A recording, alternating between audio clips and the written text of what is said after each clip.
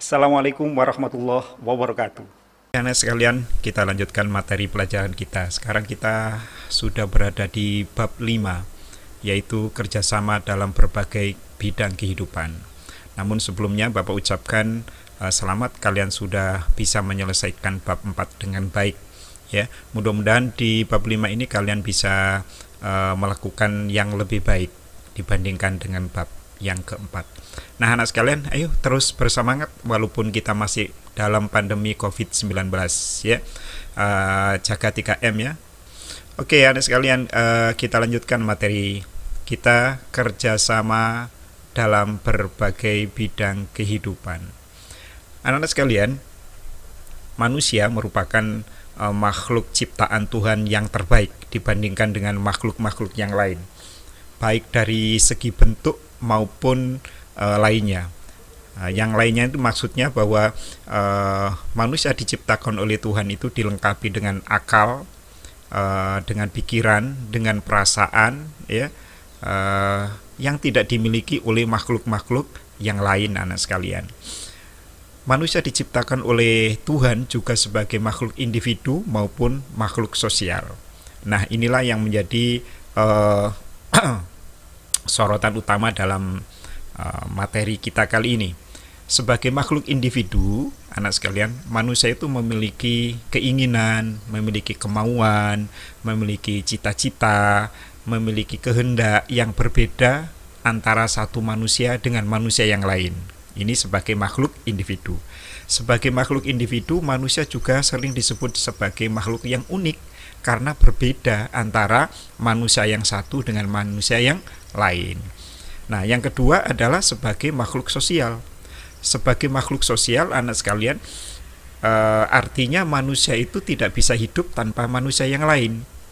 Menurut istilahnya Aristoteles, manusia adalah zoon politikon, manusia yang bermasyarakat, makhluk yang bermasyarakat.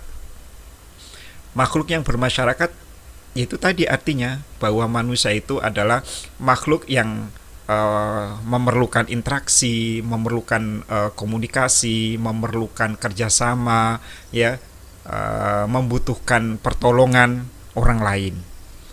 Artinya manusia tidak bisa hidup sendiri, harus ada manusia yang lain. Mungkin di dalam dongeng, anak sekalian, kalian pernah mendengar namanya Tarzan, ya. Tarzan itu adalah manusia yang dibesarkan oleh gorila di hutan. Dan ternyata itu hanya dongeng, anak sekalian.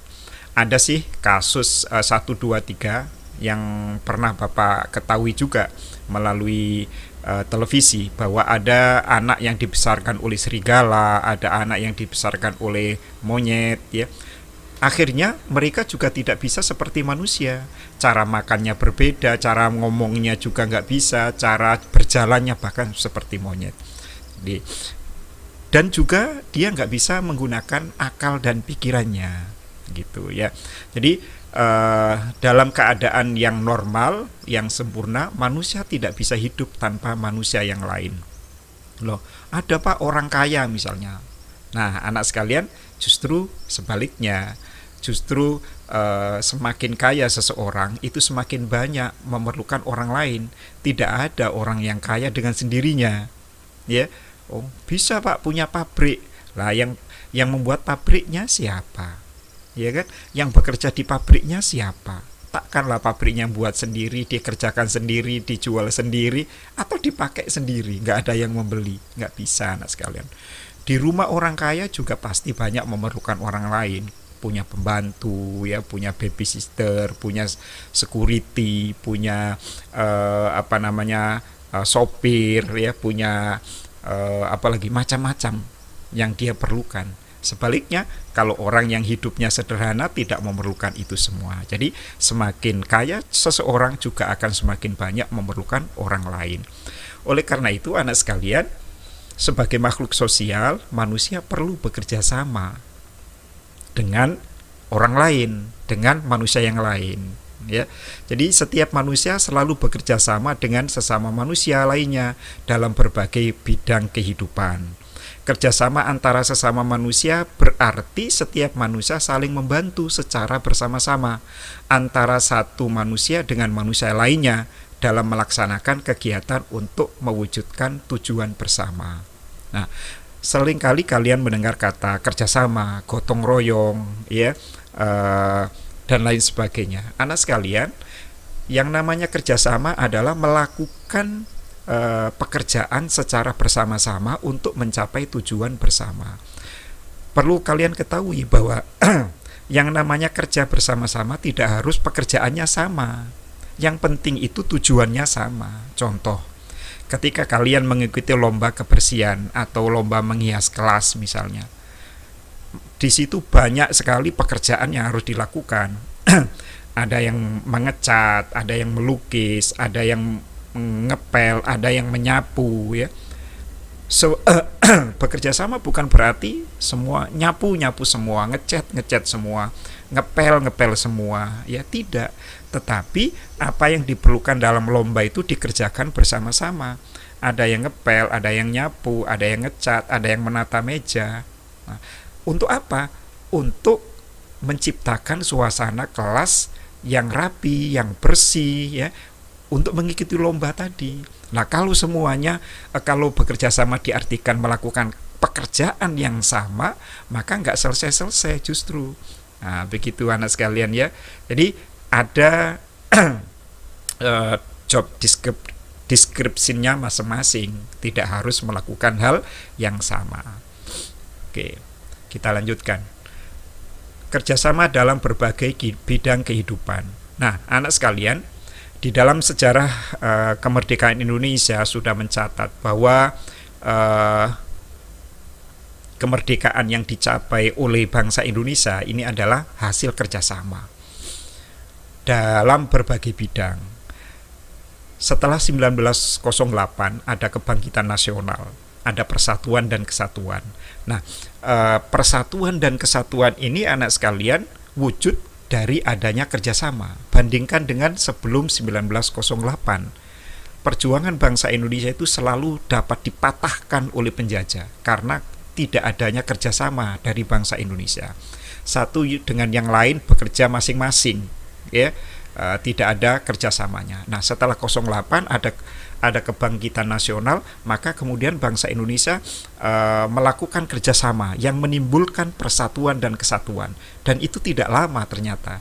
08, lalu kemudian 1928 ada Sumpah Pemuda, dari 1928 ke 45, 17 tahun kemudian kita udah proklamasi. Nah, itu anak sekalian.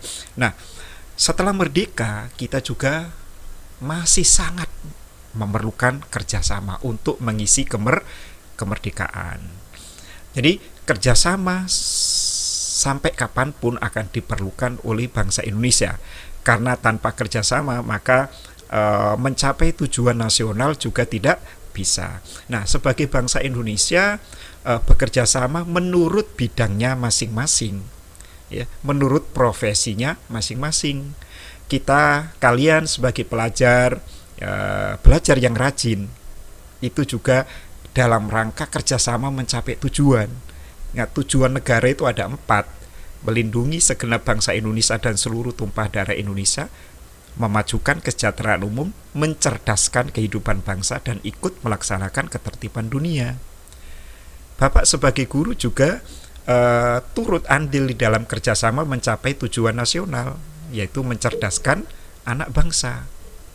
Ada yang berprofesi sebagai menteri, ada yang sebagai presiden, ada yang sebagai tukang ojek, ada yang kuli bangunan, ya, ada yang jualan di pinggir jalan dan lain sebagainya.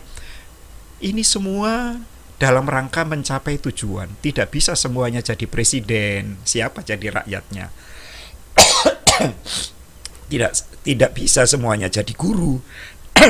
Siapa jadi muridnya, atau sebaliknya, tidak bisa semuanya jadi murid, siapa gurunya. Tidak semuanya bisa jadi direktur, siapa pegawainya. Nah, maka pegawai dengan manajer atau dengan bosnya, guru dengan muridnya, presiden, menteri dengan rakyatnya, diperlukan kerjasama untuk mencapai tujuan nasional yang 4 tadi, anak sekalian, ya.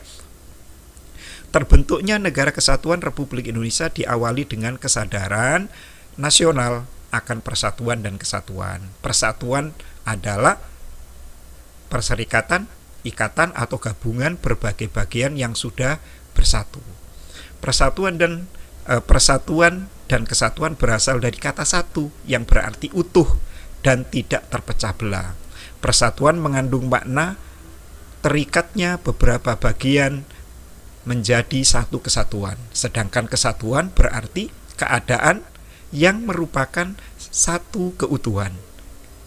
Nah, anak sekalian, kita lanjutkan. Persatuan dan kesatuan terwujud karena adanya kerjasama sesama masyarakat Indonesia untuk mengusir penjajah. Kesadaran akan satu kesatuan kebangsaan Indonesia berawal dari persamaan nasib dan sepenanggungan sebagai bangsa yang terjajah. Nah, tadi sudah Bapak jelaskan betapa dahsyatnya persatuan. Nah, di dalam persatuan ada kerjasama. Nah, oke, anak sekalian, selanjutnya kalian bisa membaca sendiri materi yang ada di Google Classroom yang sudah Bapak sediakan. Oke ya. Selamat belajar. Jangan lupa dipelajari semua materi yang tersedia di Google Classroom.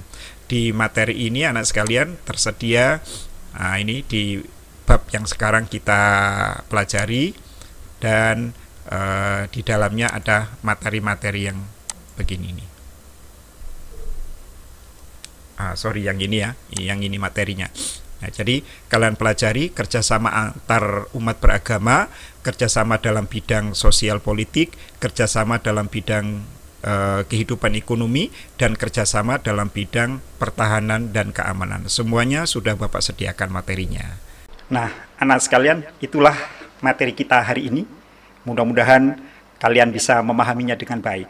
Jika kalian masih belum bisa memahami dengan baik, maka kalian bisa buka kembali video ini di YouTube Bapak, yaitu di PPKN Studio. Atau kalian kembali ke Google Classroom untuk membuka materi dengan lengkap. Terima kasih atas perhatiannya. Assalamualaikum dan salam sejahtera.